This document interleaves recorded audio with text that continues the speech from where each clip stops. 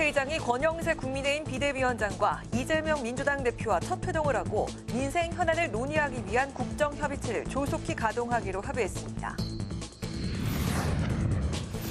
국회가 12월 29일 여객기 사고 희생자 합동 분향소를 다음 달 4일까지 운영합니다. 여야는 국회 차원의 대책위도 구성하기로 했습니다.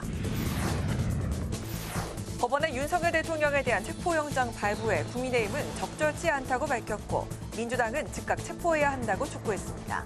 비상계엄 사태 진실 규명을 위한 국정조사 실시 계획서는 본회의에서 채택됐습니다. 파워 인터뷰.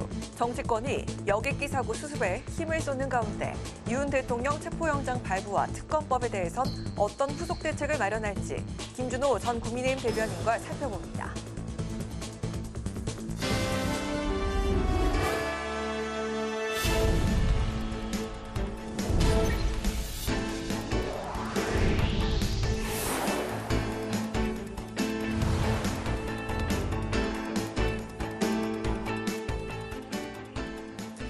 여러분 안녕하십니까? 12월 31일 화요일 국회 라이브 6 시작하겠습니다. 국회는 올해 마지막 본회의를 열고 민생 법안 등 33건의 안건을 처리했습니다. 국가폭력범죄의 공소시효를 폐지하는 법안과 딥페이크 범죄를 학교 폭력으로 규정해 가해 학생을 징계할 수 있도록 한 법안 등이 국회 문턱을 넘었습니다. 윤석열 정부의 내란 혐의 진상규명을 위한 국정조사 계획서도 본회의를 통과하면서 국정조사 특별위원회가 45일간 본격적인 활동에 들어갑니다. 보도에 강민지 기자입니다. 2024년의 마지막 국회 본회의는 여객기 사고 희생자를 추모하는 묵념으로 시작됐습니다. 오늘 본회의를 하기에 앞서 유가족 여러분께 삼가 조의를 표하며 희생자들의 넋을 위로하는 뜻에서 묵념을 올리고자 합니다. 일동 묵념.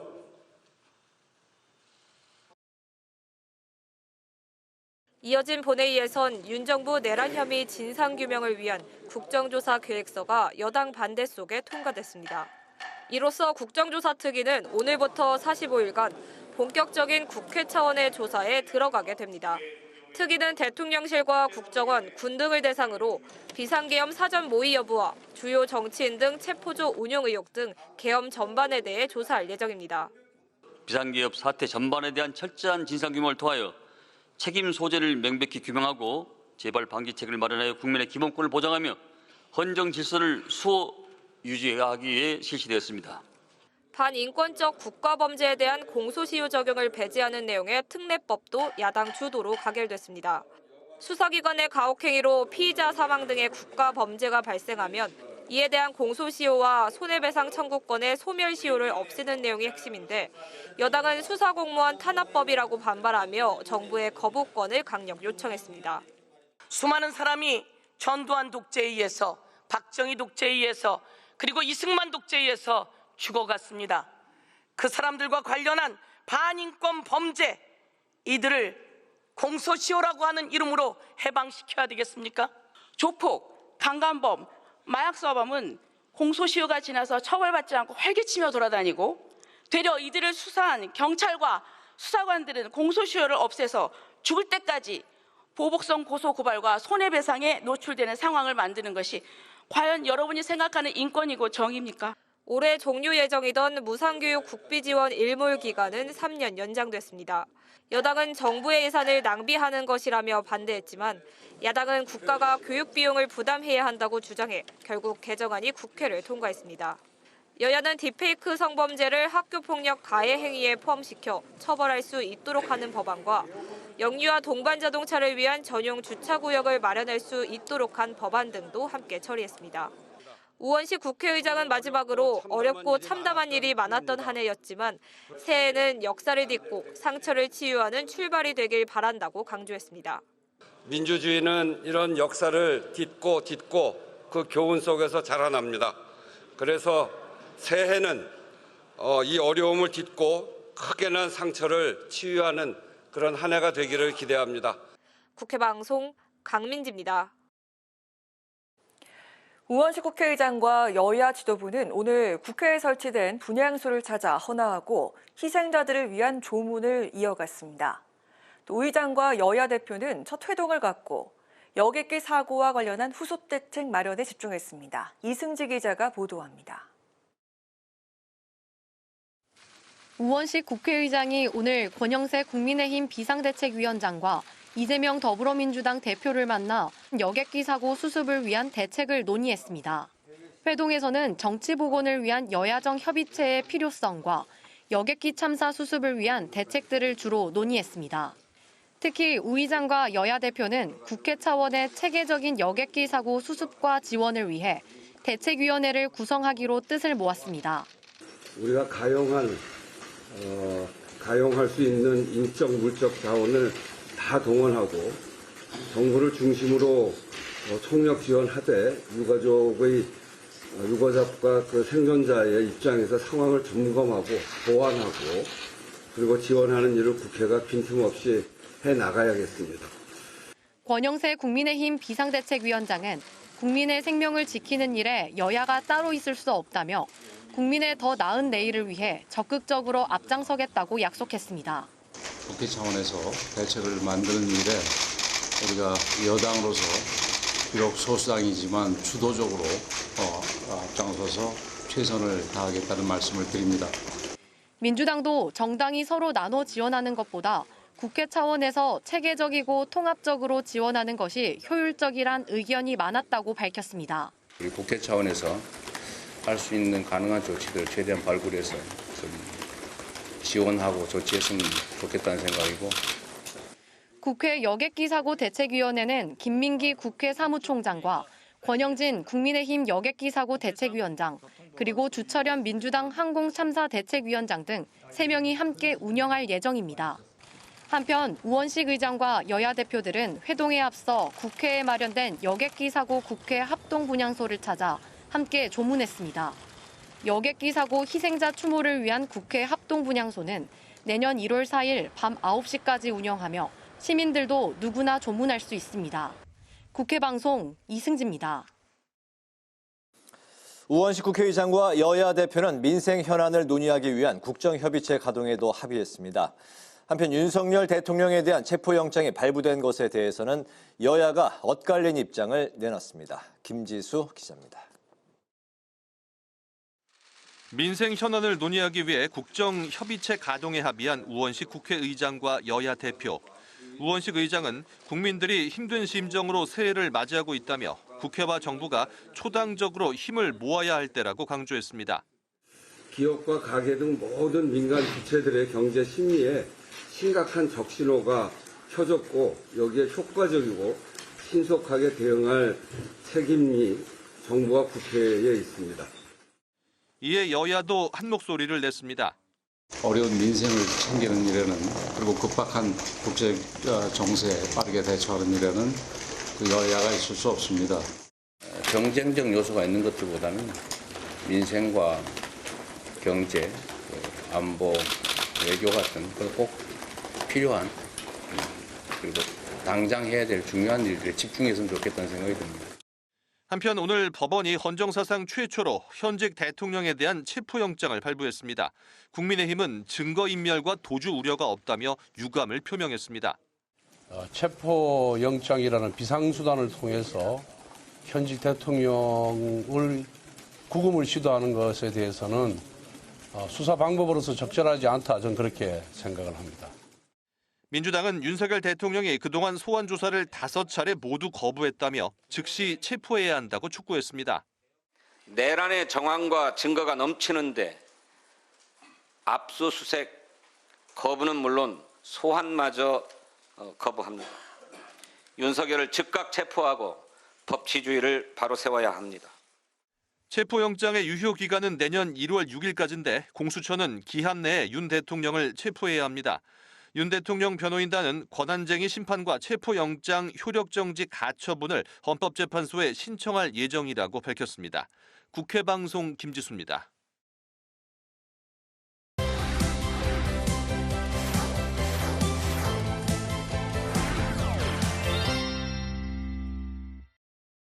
네, 이슈픽 서완한 객원 기자와 함께 오늘 최상목 권한대행의 거부권 관련 이야기부터 나눠보겠습니다. 서 기자 어서 오십시오. 네, 안녕하십니까? 네, 쌍특검법에 대해서 거부권을 쓸 거다 이런 관측이 며칠 전부터 나왔다고요? 네, 사실 그렇습니다. 어제 이 최상목 대통령 권한대행 부총리 겸 이 기획재정부 장관이 우원식 국회의장을 예방한 뒤에도 이런 얘기가 정치권에서 사실 조금 나왔었습니다. 네. 이 최상목 권한대행이 어제 40분 동안 대화를 한 뒤에 우 의장과 5분간은 모든 배석자를 뒤로 물리고 단둘이서 대화를 나눴었는데요. 이 자리에서 우 의장은 최 권한대행에게 국회 몫의 헌법재판관 3인을 조속히 임명해야 한다라고 설득을 했고 거꾸로 최 권한대행은 쌍특검법에 대해서 거부권을 행사할 가능성을 시사했을 것이라는 얘기가 돌았던 겁니다. 다만 이 최 권한대행도 고심이 좀 있었던 것 같습니다. 최 권한대행은 원래 오늘 오전 10시에 이 정례 국무회의 일정이 예정돼 있었는데 이를 오후 4시 30분으로 미뤄서 네. 이 결정을 했습니다. 그리고 역시 예상대로 이 쌍특검법에 대해서는 거부권 행사를 오늘 결정했는데요. 이 그동안에 국무위원들이 이 김건희 특검법에 관해서 세 차례 거부권을 행사를 건의하면서 위헌적이라고 지적했던 부분이 뭐냐면 야당 추천 특검 방식인데 이 부분이 이번 쌍특검에도 적용이 됐기 때문에 거부권을 이 최 권한대행이 행사할 수밖에 없었다라는 이야기도 나옵니다. 네, 이 부분에 대해서 여야 모두 좀 이렇게 불편한 그런 심경을 내비쳤는데 특히 이제 민주당 같은 경우는 이제 비행기 이제 사고 등과 맞물려서 권한대행에 대한 탄핵은 좀 신중한 입장인 것 같고 특히 이제 헌재 재판관 2명을 먼저 임명을 하면서 앞으로 이 부분에 대해서 민주당이 어떻게 대응할지 좀 궁금해지는 부분이네요. 네, 그렇습니다. 민주당은 현재는 이 특검에 대해서 거부권 행사를 한 최 권한대행에 대해서 탄핵 소추와 연계하지 않겠다라는 그런 계획입니다. 한덕수 국무총리에 이어서 최 권한대행까지 탄핵 소추를 할 경우에는 이 국정 혼란을 키운다는 역풍을 맞을 우려가 크기 때문인데요. 그리고 조금 전 이 최상목 권한대행이 이 3명의 후보자 중에 2명의 헌법재판관 후보자는 임명을 하면서도 야당에서 추천한 마은혁 후보자에 대해서는 보류를 하는 결정을 했습니다. 원래 여권 일각에서는 이 마은혁 후보자가 그동안 해왔던 선고에 대해서 정치 성향에 대한 우려가 조금 있었는데 이를 염두에 둔 그런 선택으로 보입니다. 네. 민주당에서는 그동안 이 권한 대행들에게 헌재 재판관을 모두 임명해 얼른 구성을 마무리해달라라고 거듭 요청을 했었는데 예상 밖에 3명 모두가 아니라 2명의 후보자만 임명하는 선택을 해서 정치적인 파장이 불가피해 보입니다. 그리고 당장 오는 4월 2명의 헌법재판관의 임기가 끝나면서 공색이 또 추가로 발생하기 때문에 8인 체제로만 가게 될 것인지 아니면 민주당이 새로운 후보를 추천해서 9인 구성을 마무리하려 할 것인지는 조금 더 시간을 가지고 지켜봐야 될 부분인 것 같습니다. 다만 오늘 2명의 재판관을 임명했기 때문에 최 대행에 대한 탄핵보다는 정치적인 대화로 풀어가려 할 가능성이 더 높아 보입니다. 그렇군요. 사상 첫 현직 대통령에 대한 체포영장 청구와 발부 이야기를 해보도록 하죠. 현직 대통령 체포 가능성 어떻게 보십니까? 네, 전직 대통령이 체포 및 구속영장이 발부된 적은 있지만요. 네. 이 현직 대통령에 대한 체포영장 발부는 사실 이번이 처음입니다. 서울 서부지법 이순영 영장전담 부장판사는 오늘 오전 공수처가 어제 윤 대통령에 대해서 청구했던 체포영장과 수색영장을 발부를 했습니다.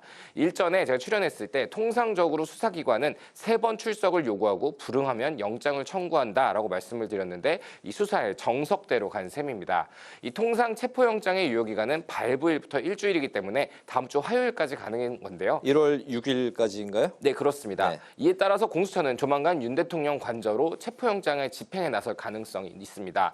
다만 사전에 압수수색도 제대로 하지 못했던 점을 고려할 때 윤 대통령의 이 신병을 확보하는 것이 쉽지 않을 것이라는 관측이 나옵니다. 현직 대통령이기 때문에 대통령 경호처가 적극적으로 제재할 가능성이 높다라는 겁니다. 또 윤 대통령이 수사권이 없는 공수처의 체포영장 청구 및 발부에 대해서 불복하면서 이 헌법재판소에 권한쟁의 심판 청구와 효력정지 가처분 신청을 하겠다라고도 밝힌 상황인데요. 그럼에도 만약 공수처가 체포 일정을 강행을 한다면 그 다음 수순은 체포 후에 이틀 이내에 구속영장을 청구하는 것까지가 하나의 세트거든요. 네. 근데 만일 구속영장이 기각이라도 된다면 공수처의 수사는 역풍을 맞을 수밖에 없습니다. 때문에 이번 체포영장 청구와 발부는 소환에 응해야 된다라는 공수처의 강력한 메시지 역할을 하는 수준에서 끝나고 체포 시도와 실패가 반복되는 과정에서 진짜 출석을 위한 일정 조율이 이뤄질 수 있다라는 이야기도 나옵니다. 네, 권성동 국민의힘 원내대표 오늘 현직에 대한 구금 시도는 적절하지 않다 이런 입장을 밝히면서도 당에서 이래라 저래라 할 일이 아니다 이렇게 선을 그었네요. 네, 오늘 오전에 기자들의 영장 발부에 대한 질문에 몰랐던 것 같다라는 반응이 사실 많았는데 의견 조율을 하고 출석을 요구해야 하는 거지 긴급 체포영장을 발부하다 구금 시도를 하는 것은 적절하지 않다라면서 불편한 입장을 내비쳤습니다. 이 공수처의 체포 시도에 따른 충돌 가능성에 대해서는 하지만 좀 달랐거든요. 대통령이 적절하게 대응할 것이고 수사나 재판과 관련해서는 우리 당이 이래라 저래라 할 상황이 아니고 오로지 대통령의 몫이라면서 조금 선을 긋는 그런 모습이었습니다. 이 공수처의 체포영장 청구에 대해서 국민의힘이 사전에 공식적으로 입장이 없다라고 선을 그었었는데 이 당 내부에서는 윤 대통령이 수사에 응해야 된다라는 목소리도 조금씩 나오고 있습니다. 권영진 의원은 한 라디오와의 인터뷰에서 대통령이 당당하게 수사받고 헌법재판소의 재판에도 임해야 된다라는 입장을 밝혔는데요. 네. 특히 법원이 30시간이 넘는 심사 끝에 체포영장을 발부한 만큼 윤 대통령의 범죄 혐의점의 상당 부분을 인정한 것으로도 볼 수가 있기 때문에 윤 대통령이 수사 절차를 지금처럼 계속 거부할 경우 여당이 야당의 공세에 대응할 만한 명분이 없다라는 분석도 나오고 있습니다. 특히 탄핵 심판 지연에 따른 비판 여론이 거세지는 상황에서 당내에도 부담감이 커지고 있는 게 아니냐라는 얘기도 조금씩 나오고 있습니다. 네, 오늘 이슈픽 서완한 객원 기자와 함께했습니다. 1년 동안 수고 많으셨고 신년에 또 뵙겠습니다. 고맙습니다.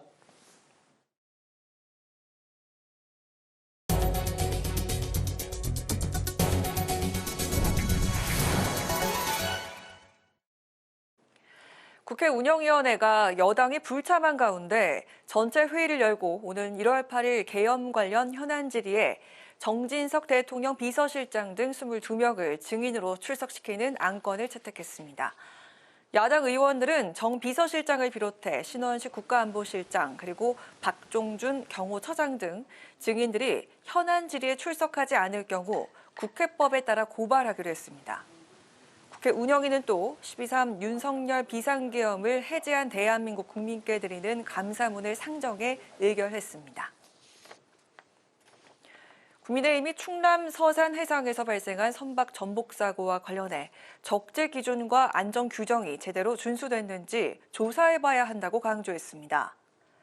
김대식 국민의힘 원내수석 대변인은 논평을 통해 이번 선박 사고가 덤프트럭과 카고 크레인과 같은 적재물이 있는 상황에서 발생했다며 면밀한 조사를 통해 비슷한 해양 사고가 반복되지 않도록 예방책을 마련해야 한다고 밝혔습니다. 해경의 신속한 구조를 당부한 김 원내수석 대변인은 해양 안전 강화를 위한 당 차원의 입법적인 대책 마련을 약속했습니다. 진성준 더불어민주당 정책위 의장은 정치권 일각에서 제기된 예비비 삭감으로 여객기 사고 수습이 어려울 거란 주장에 대해서 거짓 선동이라고 반박했습니다.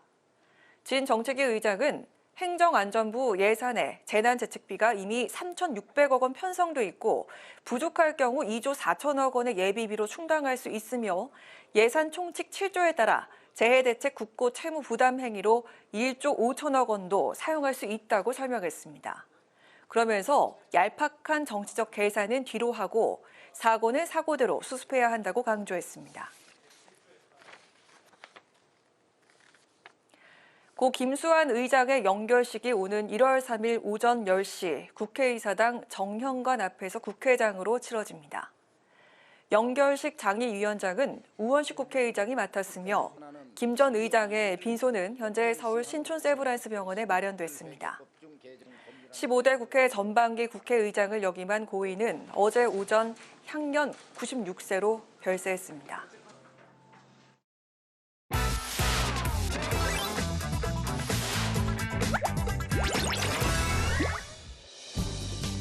(12월 31일) 강아랑을 전해주는 정치권의 뜨거운 말말말 강아랑의 정치랑입니다.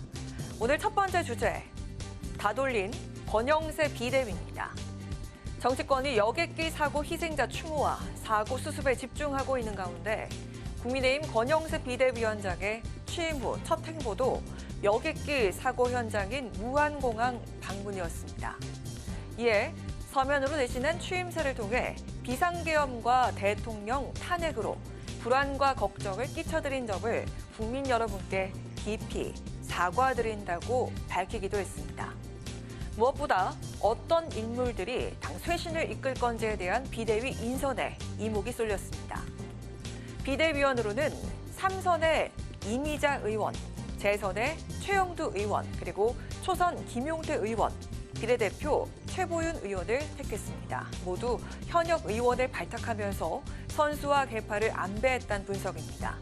또한 주요 당직자로 이양수 사무총장과 함께 당 조직을 총괄하는 조직부총장에 대통령 탄핵을 찬성했던 김재섭 의원이 발탁된 점도 눈에 띕니다.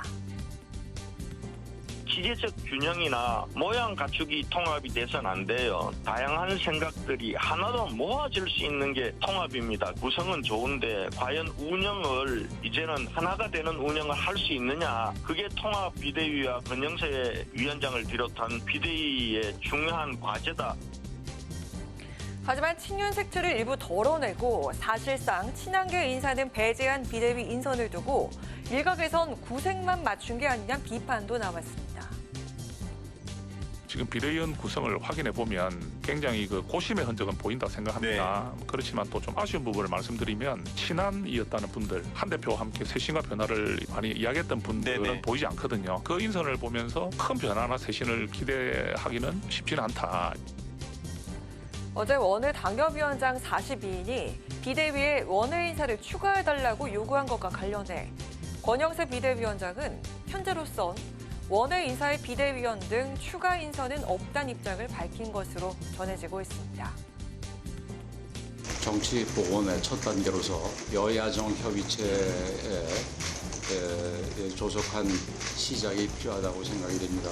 어려운 민생을 챙기는 일에는 그리고 급박한 국제 정세에 빠르게 대처하는 일에는 여야가 있을 수 없습니다. 저도 비대위원장으로서 적극적으로 역할을 하도록 하겠습니다. 보수 재건과 지지율을 끌어올려야 하는 당내 문제를 비롯해 집권 여당으로서 현재 혼란스러운 국적을 안정시켜야 하는 절체절명의 과제를 하는 권영세 비대위. 화합과 쇄신을 목표로 제시한 만큼 앞으로의 행보에 귀추가 주목됩니다. 이어서 오늘 두 번째 주제는 최상목 탄핵 신중론입니다. 최상목 대통령 권한대행 앞에 놓인 최대 과제 중 하나. 바로 국회 추천 몫의 헌법재판관 3명에 대한 임명 여부였습니다. 어제 헌정 회복을 위한 헌법학자 회의는 성명을 통해 대통령 권한 대행은 국회 선출 재판관을 임명해야만 하며 이를 해태하거나 거부하는 것은 위헌이라고 밝혔습니다. 정치학자 542명도 어제 시국선언을 내고 신속한 헌법재판관 임명과 내란 특검, 즉각 공포를 촉구했습니다. 최상목 부총리는 권한 대행으로서 책임 있게 행동하길 바랍니다. 그런 가운데 오늘 오후 최 권한대행은 국무회의에서 쌍특검법에 대한 거부권을 행사하고 헌법재판관을 2명만 임명하겠다고 밝혔습니다. 민주당은 최 대행이 한덕수 전 대행과 마찬가지로 거부권을 행사할 경우 또다시 탄핵하겠다고 주장해온 바 있습니다. 하지만 이번 여객기 사고와 국정 공백을 고려해 일단은 기다려보자는 분위기가 감지되기도 했었는데요. 그러한 얘기를 하는 것은 국가 애도기간이 아니더라도 옳지 않습니다. 그래서 우리 민주당의 이재명 대표나 박찬대 대표나 지도부에서 그러한 얘기는 나오지 않잖아요. 지금은 당장 시한을 정할 필요는 없는 것 같고요. 사고 수습에 대한 과정들을 좀 보고 최상목 권한대행의 국정 수행 과정을 좀 지켜보면 어떻게 할지 저희들은 방향이 나오지 않을까 싶습니다. 최상목 권한대행이 비상계엄 선포 전 국무회의에서 계엄을 반대하며 회의장을 박차고 나갔고 곧장 사퇴 의사를 밝히는 등 한덕수 국무총리와는 다른 행보를 보였던 만큼 최 대행의 결단을 믿어보자는 기대감도 작용했던 것으로 전해지고 있습니다. 국정 안정을 위한 재정당 협의 기구는 반드시 필요할 것 같고 그것도 가능하면 경쟁적 요소가 있는 것들보다는 민생과 경제, 안보, 외교 같은 꼭 필요한 그리고 당장 해야 될 중요한 일들에 집중했으면 좋겠다는 생각이 듭니다. 서로 협력해서 우리 국민들을 위한 정치 함께 나가셨으면 좋겠습니다. 사흘 연속 무한공항을 찾아 여객기 사고 유가족을 위로한 이재명 대표 역시 정쟁보단 협치를 강조하고 나섰는데요. 오늘 최권한대행의 거부권 행사와 헌법재판관 1명에 대한 여야 합의 요청이 과연 전국에 어떤 영향을 가져올까요? 지금까지 강아랑의 정치랑이었습니다.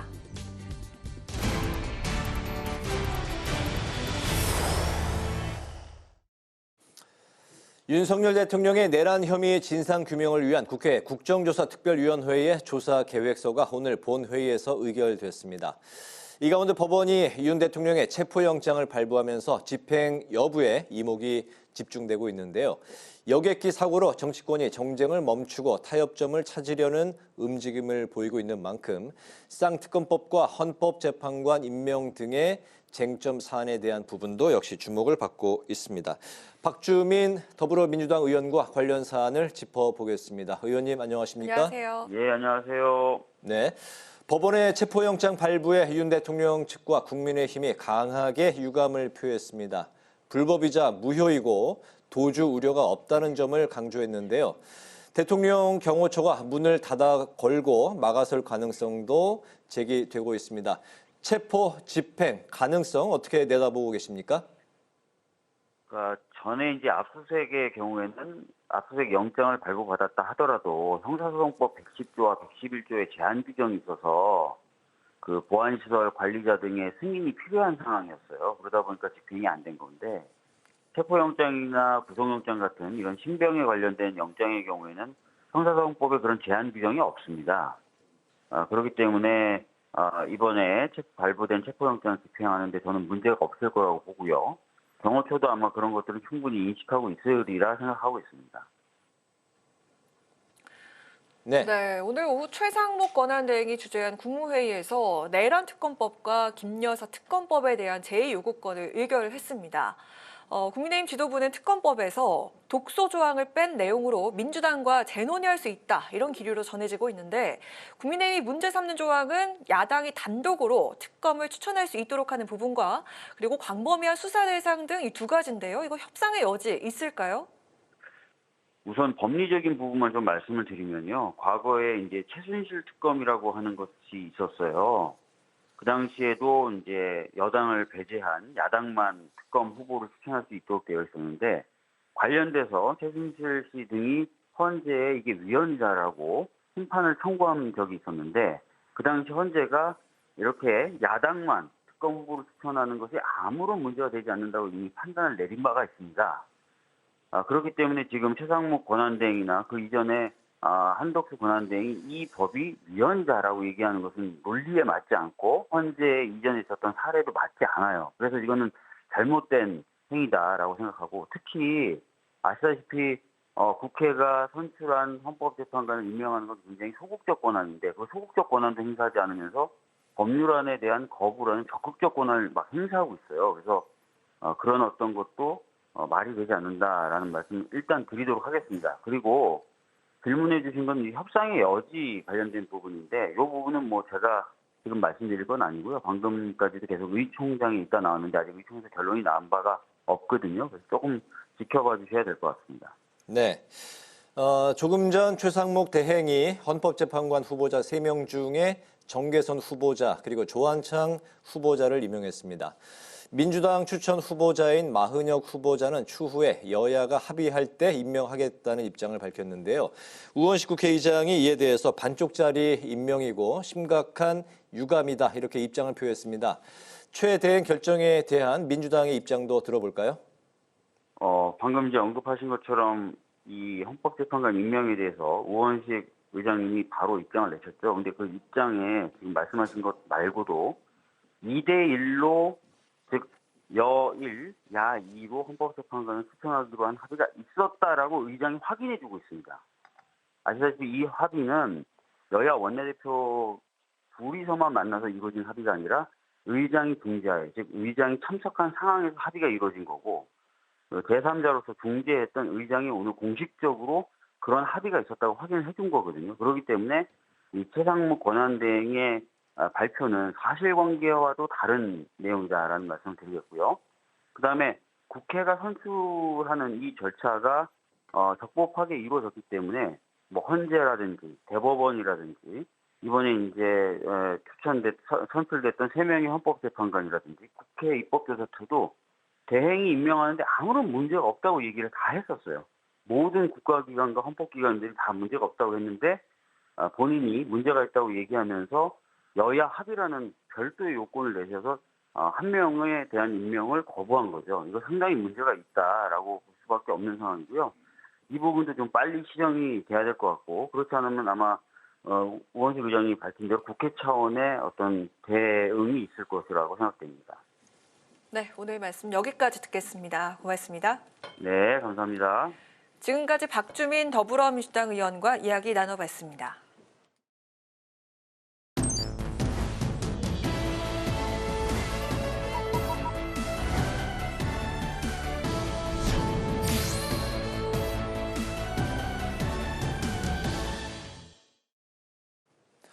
오늘 우원식 국회의장과 여야 대표들이 국회에 마련된 여객기 사고 합동 분향소를 찾아 조문했습니다. 정치권이 정쟁을 자제하고 사고 수습에 힘을 쏟는 가운데 윤 대통령 체포영장 발부와 특검법에 대해서는 어떤 대책을 마련할지 관심이 쏠리고 있는데요. 김준호 전 국민의힘 대변인과 함께 전국 상황 살펴보겠습니다. 대변인님 반갑습니다. 어서 오십시오. 안녕하세요. 안녕하세요. 네. 오늘 헌정사상 처음으로 현직 대통령에 대한 체포영장이 발부가 됐습니다. 이제 이 체포영장은 일주일 유효하기 때문에 1월 6일까지 집행이 이제 가능한 상황이 됐는데, 윤 대통령 변호인단은 공수처가 이제 수사권이 없고 이 청구한 체포영장이 발부된 게 놀랍고 받아들이기 어렵다, 이런 입장을 밝혔습니다. 경호처도 이제 방어에 나선다는 입장인 것 같은데요. 현직 대통령의 체포 가능성 어떻게 보고 계십니까? 저는 개인적으로는 체포가 불가능하다고 생각하고 있습니다.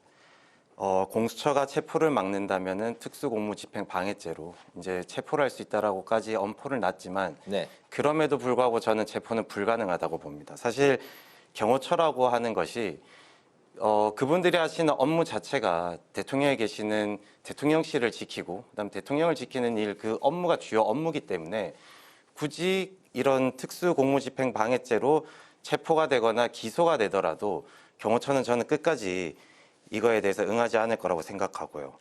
그리고 지금 대통령 관저 앞에 탄핵 반대에 관해서 지지하는 분들이 많이 몰려들고 있습니다. 그거에 대해서 뭐 공지도 하고 있는 걸로 확인을 했는데, 만약에 공수처에서 체포영장을 가지고 대통령실 쪽으로 만약에 진입을 시도한다면은 그 지지자분들과의 물리적 충돌이 또 일어날 겁니다. 그럼 대한민국의 그 중요한 두 국가 기관의 물리적 충돌이 있을 수도 있지만, 그것 더해서 지금 지지자들과 일반 국민들과 이렇게 부딪히는 것 자체가 사실 국가적으로는 되게 불행한 상황이거든요. 그렇기 때문에 저는 체포는 불가능할 거라고 생각합니다. 다만 이 상황을 해결하기 위해서는 대통령께서 결재해지하셔서 본인이 직접 공수처에 출두를 하셔서 변호인과 함께 본인이 억울하고 이런 것들이 자기가 합법적으로 이런 계엄들이 행해졌다라는 거를 본인이 말씀하시면 됩니다. 사실 대통령을 보고 헌법의 마지막 수호자라는 표현이 있지 않습니까? 그런 부분이 있기 때문에 대통령께서는 본인의 입장을 정정당당하게 국민들 앞에서 발표해 주시면 되는 부분이기 때문에 저는 대통령이 직접 나서서 공수처 수사에 임해 주셨으면 하는 그런 개인적인 바람이 있습니다. 그렇군요. 자, 그럼에도 불구하고 야당에서는 대통령이 노골적으로 수사를 회피했다면서 내란 수괴로 규정을 하고 즉각 체포를 해야 한다, 이렇게 맞서고 있는데, 여당 측에서는 야당의 공세에 대해서 또 대응을 해야 되지 않겠습니까? 어떤 대응책이 좀 마련돼 있을까요? 사실 오늘 권영세 비대위원장이랑 권성동 원내대표께서 오늘 아침에 입장을 발표하셨습니다. 증거인멸 및 도주의 우려가 없다. 현직 대통령을 국가애도기관에 체포영장을 발부하는 것은 유감이라는 입장을 말씀하셨거든요.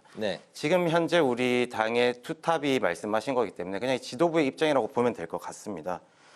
지금 아까도 말씀드렸다시피 대통령께서는 지금 여당 입장에서 특별히 어떤 전략을 세울 수 있다고 저는 그런 방법은 없다라고 생각합니다. 대통령이 관련된 문제이기 때문에 여당이 건의를 한다고 해가지고 대통령이 그걸 받아들이냐, 그렇게까지는 가지 않을 것 같고, 대통령께서 직접 나서서 이 문제를 해결하기 위한 액션을 취하거나 입장을 발표하셔야 됩니다. 지금 윤곽근 변호인 같은 경우에는 이 모든 것들이 위법한 거고 말이 안 된다라고 하는데, 사실 법원이 발부한 체포영장이라고 하는 거는 그 절차가 전부 다 합법이거든요. 그리고 법원에서도 36시간 동안 그 숙고의 시간을 거친 다음에 영장을 발부한 것이지 법원의 뭐 기분에 따라서 그런 거를 판사의 재량으로 발부한 것이 아니기 때문에 이거에 대해서는 명명백백하게 밝히기 위해서라도 대통령이 직접 나서서 이 상황을 어떤 식으로든 해결하려는 노력을 보이셔야 된다. 저는 제 입장은 그렇습니다. 네, 대통령이 이 상황에서 직접 나서서 이 상황을 좀 설명하고 해결하려는 의지를 보여야 된다. 재차 지금 강조하고 계십니다. 그리고 하나 더 첨언해 드리자면 네. 지금 국민의힘 같은 경우에는 이재명 대표를 상대로 2심 재판 관련돼서 뭐 변호인 선임을 하지 않고 시간 끌기, 지연 전략을 쓰고 있다라고 엄청나게 지금 비난을 하고 있지 않습니까? 근데 지금 대통령실에서 하는 행태, 그리고 대통령의 변호인이 보여주는 행태가 크게 다르지가 않습니다. 그러면은 지금 국민의힘 입장에서는 민주당을 비난할 자격도 없어지는 거고 저희 입장에서도 되게 곤란해지는 부분이 있거든요. 그러기 위해서는 대통령이 국민의힘 1호 당원이라는 표현이 있지 않습니까? 그러니까 1호 당원으로서 당을 사랑하고 국가를 생각한다라면은 대통령께서 좀 나서 주셨으면 하는 바람이 있습니다. 잘 들었습니다. 오늘 최상목 대통령 권한 대행이 내란 특검, 김건희 여사 특검법에 대한 제2요구권을 그동안 이제 어떻게 이제 처리할 것인지에 대해서 이제 관심이 뜨거웠는데 오늘 결국 행사를 했습니다. 앞서 국민의힘은 두 특검 법안의 독소 조항을 제고하면 민주당과 협의할 수 있다 이런 입장을 이제 비쳤었는데 앞으로 특검법 좀 어떤 방향으로 처리가 될 것 같고 어떻게 흘러갈 것 같습니까? 흔히 말하는 이제 쌍특검법, 그러니까 내란 그리고 김 여사 특검 거부권은 사실 어느 정도는 예상이 된 결과입니다. 아마 정치권에 계신 모든 분들이 두 특검 관련돼서는 최상목 권한대행이 이제 거부권을 행사할 거라는 추측을 계속해서 해오고 있었고요. 그리고 지금 쌍특검법에 관한 거부권을 행사하셨는데 지금 아까도 뭐 인터뷰를 들었지만 우리 국민의힘 입장에서 이 특검 관련돼서는 입장을 발표를 하거나 저희 스스로 특검법을 발의를 저는 해야 된다고 생각합니다. 네. 이 특검법들 관련돼서 저희가 거의 한 6개월 정도 이 특검법을 받냐 안 받냐, 독소 조항을 빼냐 안 빼냐, 왜 민주당만, 왜 야당만 그 특검 관련된 임명권을 가지고 있냐. 그러니까 이렇게 지금 계속 우리가 6개월 동안 주장을 했는데 지금 계엄 국면도 있고 어제 그저께 이제 참사도 있었는데 국민의힘 스스로가 특검법을 발의해서 민주당과 대화하고 타협할 수 있는 거에 대한 준비가 저는 필요하다고 생각하거든요. 그러니까 지금 야당이 특검법을 새로 발의하면은 독소 조항을 없앤 걸 가지고 오면은 타협할 의지가 있다, 대화할 용의가 있다라고 하는데 대화와 타협을 하기 위해서는 저희 거를 가지고 있어야 합니다. 그리고 야당은 야당 거를 가지고 있어야 되고요. 그럼 우리는 이거는 받을게, 너네는 이거를 빼줘. 아니면 이런 식으로 대화가 진행돼야지 네. 오로지 야당이 하는 거에 대해서 우리가 채점하듯이 이거는 안 돼, 이거는 우리가 원하던 게 아니기 때문에 이거를 받아줄 수는 없어. 이런 식으로 계속 하다 보면은 이번 국회 시작한 지 1년이 채 안 됐는데 남은 3년 동안 계속 이 특검 가지고 싸울 수는 없지 않습니까? 그러니까 국민의힘 입장에서도 지금 이거에 같은 경우에는 좀 전향적인 태도를 보여줬으면 하는 바람이 있습니다. 그 국민의힘 전 대변인이신데 그 방금 말씀하신 대통령의 현재 체포영장 관련한 이런 그 상황에서 대통령이 직접 입장을 밝히고 당당하게 좀 현 상황을 좀 타개하려고 하는 의지를 좀 비춰야 된다 말씀하셨고 쌍특검법에 대해서도 국민의힘이 나름대로의 자체적인 어떤 그 대체안 카드를 직접 갖고 있어야 된다 이렇게 말씀하셨는데 실제 그런 그 국민의힘에서 우리 전 대변인님과 같은 생각이 좀 어느 정도 좀 갖고 있는 분들이 계십니까? 저는 적지 않다고 생각합니다. 그렇습니까? 네. 사실 이렇게 시간 끌기를 계속 할수록 국민의힘에게 아무 도움이 되지가 않습니다. 그래서 사실 정당이라고 하는 것은 정권을 획득하기 위해서 있는 집단이지 않습니까? 그러기 위해서는 국민들에게 우리도 이런 노력을 하고 있습니다. 저희가 변화하고 쇄신하고 있습니다라는 걸 보여줄 수 있는 게 시간 끌기, 지연 전략 이런 게 아니라 우리의 대안을 제시함으로 해서 저희가 가지고 있는 대안이 더 좋습니다. 저희가 더 좋은 법안을 가지고 있고 저희가 이 사태를 해결하기 위해서 노력하고 있습니다라고 하는 메시지를 드릴 필요가 있습니다.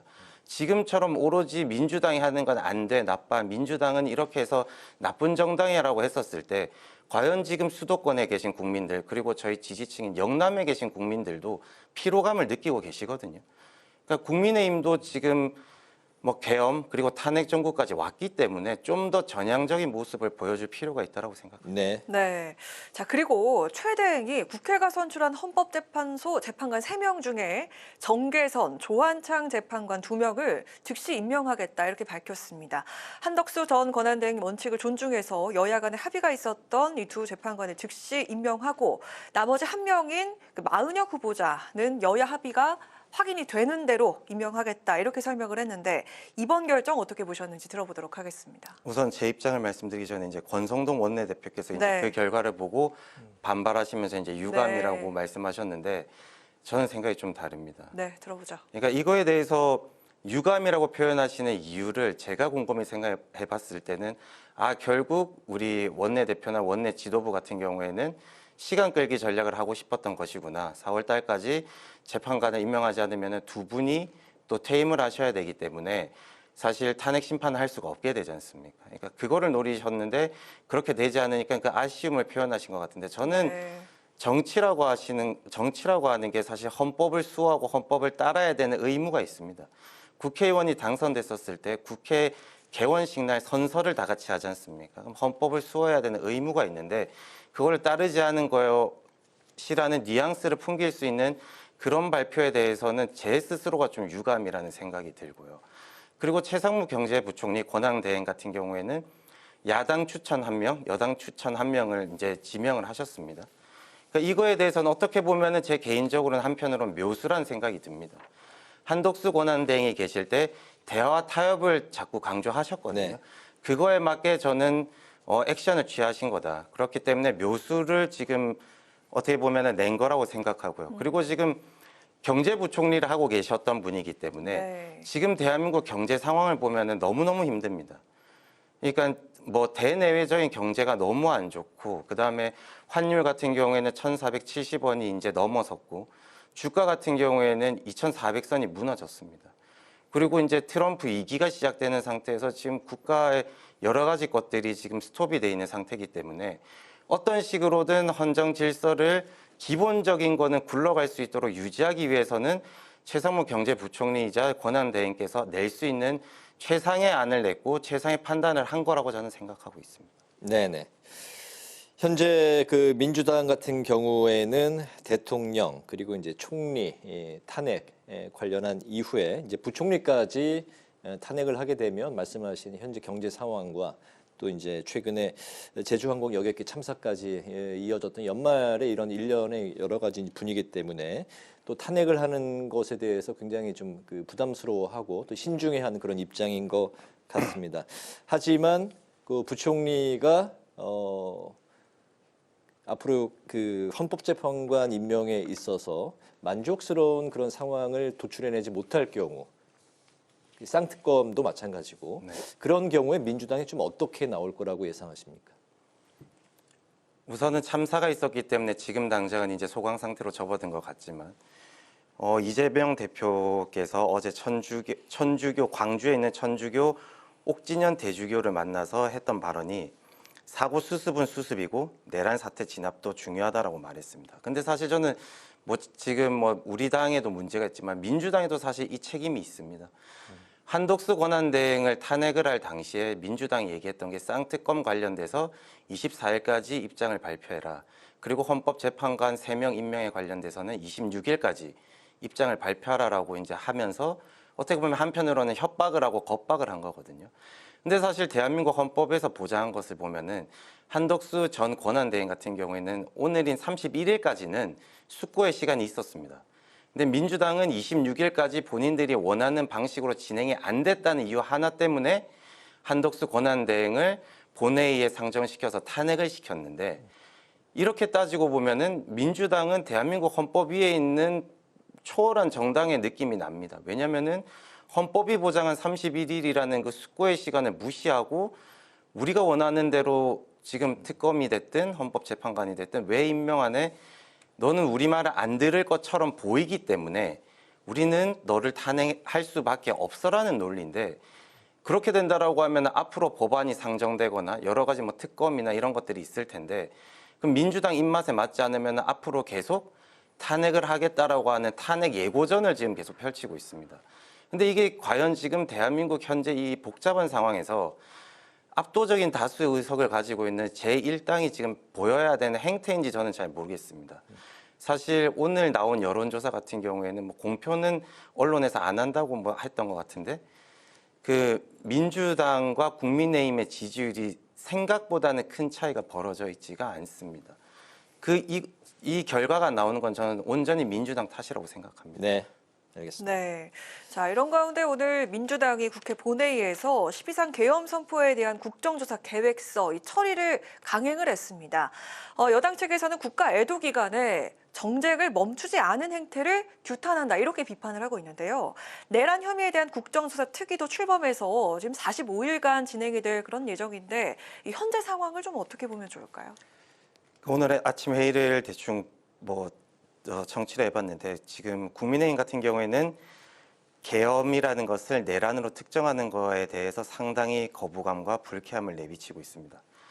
뭐 그거와는 별개로 지금 이제 오늘 오전부터 이제 첫 회의가 시작됐고요. 그리고 이제 여야가 간사와 위원들을 다 선정했기 때문에 국정조사를 불참하는 것은 지금 불가능하게 됐습니다. 어쨌든 45일간의 이제 국정조사가 시작됐기 때문에 여야가 이제 이 계엄 관련돼서 좀 진지하게 사실관계를 좀 명백하게 밝혔으면 하는 바람이 있습니다. 제 개인적으로는. 다만 이제 국정조사를 진행하면서 계엄 선포에 관한 진실 규명보다는 지금 여야가 이 계엄을 가지고 정쟁의 도구, 서로가 비난하고 조롱하고 상대를 범법자 취급하고 또 상대를 거짓말쟁이, 거짓뉴스, 가짜뉴스를 배포하는 그런 악당으로 몰아가면서 사실관계에 대해서 다가가려고 하는 생각은 없고 이 국정조사를 파행시키고 그리고 여론전 그리고 지지자들에게 대고 저희는 이렇게까지 노력했는데 민주당이 이런 행동을 하고 있습니다. 국민의힘은 역시 내란을 하고 있습니다. 내란 동조를 하고 있습니다. 이런 식으로 서로가 비방전만 펼치면서 45일을 허송세월을 보낼 것 같다라는 그 걱정이 앞섭니다. 그리고 오늘 아침에 용해인 의원 같은 경우에는 시작함과 동시에 발언하면서 국민의힘이 가짜뉴스를 퍼나르고 있다. 내란 동조당이다. 이런 식으로 시작 첫날부터 벌써 싸움을 시작했거든요. 그러니까 45일 동안 진행돼야 되는 이 국정조사를 시작부터 뭐 속된 말로 깽판을 놓는 지금 이 상황을 보면서 이 국정조사를 왜 굳이 이렇게 우원식 의장이 상정을 해서 끝까지 밀어붙이셨는지 이해가 잘 되지 않습니다. 우원식 의장이 분명히 이거에 대한 걱정이나 우려에 대해서 가지고 계셨을 텐데 이런 판단한 거에 대해서는 우원식 의장께서도 한번 재고를 해주셨으면 하는 바람이 있습니다. 네, 이제 질문이 2개 남았는데 한 2분 정도씩 하나당 2분 정도씩 그렇게 정리를 해주시면 감사하겠습니다. 먼저 그 국민의힘은 권영세 비대위원장이 비상계엄 사태와 대통령 탄핵 정국에 대해서 공개 사과를 했습니다. 그러면서 이제 비대위 인선을 마쳤는데요. 먼저 그 눈에 띄는 게 이제 탄핵 찬성 입장을 밝혔던 김재섭 의원 그리고 김용태 의원 등 수도권의 이제 초재선 의원들이 이제 많이 좀 배치가 된 것 같고 했습니다. 비대위 인선 전체적으로 좀 어떻게 평가하실까요? 지금 앵커께서 말씀하신 것처럼 비대위가 노린 인선이 딱 이 모습인 것 같습니다. 그러니까 노렸다고요? 네. 김재섭 의원이나 김용태 의원이라고 하는 수도권의 젊은 소장파들을 구색 맞추기식으로 끼워 넣음으로 해서 지금 비대위 지도부가 대체적으로 김용태, 김재섭 의원 빼고도 사실 다른 분들이 많습니다. 강성 친윤도 훨씬 많고요. 구성이 그럼에도 불구하고 포커스는 김재섭 의원과 김용태 의원한테 맞춰지는 것은 지금 구색 맞추기로 지금 나아가고 있다. 그렇기 때문에 지금 이 비대위가 고심한 흔적이 많다라고들 많이들 표현하는데 저는 이 고심의 흔적이 김재섭, 김용태를 내세우기 위한 그런 고심이라고 생각합니다. 사실 변화하고 쇄신하려고 한다면은 이런 식의 인선이 과연 국민의 눈높이에 맞는지, 국민의 상식에 맞는지는 지도부가 한번 다시 되돌아봤으면 하는 바람이 있습니다. 네, 윤 대통령 탄핵으로 혼란에 빠진 이 당을 쇄신하려면 어떤 대책이 마련돼야 할지 좀 들어보도록 하겠습니다. 마지막 질문입니다. 인사가 곧 메시지라고 하는 얘기가 있습니다. 그러니까 지금 이 인사가 과연 어떤 메시지를 국민께 드리고 있는지 그걸 한번 잘 생각해 봤으면 좋겠습니다. 김용태나 김재섭 의원처럼 젊은 소장파를 사실 국민의힘 미래지 않습니까? 이런 분들이 이런 식으로 소비하는 게 과연 당과 나라를 위해서 올바른 결정이었는지에 대해서 한번 재고해 주셨으면 하는 바람이 있습니다. 네, 알겠습니다. 오늘 파워 인터뷰 김준호 전 국민의힘 대변인과 함께 윤 대통령 체포영장 발부를 비롯한 전국 현안 살펴봤습니다. 연말 이제 몇 시간 안 남았는데요. 남은 시간 마무리 잘 하시고 새해 복 많이 받으시기 바랍니다. 오늘 바쁜 귀한 시간 내주셔서 감사드리고요. 새해 복 많이 받으십시오. 고맙습니다. 새해 복 많이 받으십시오. 감사합니다. 그 어느 때보다 다사다난했던 연말이었습니다. 무엇보다 여객기 사고 유가족분들께 깊은 애도의 마음을 전합니다. 오늘 국회 라이브 6 여기까지입니다. 시청해주신 여러분 고맙습니다.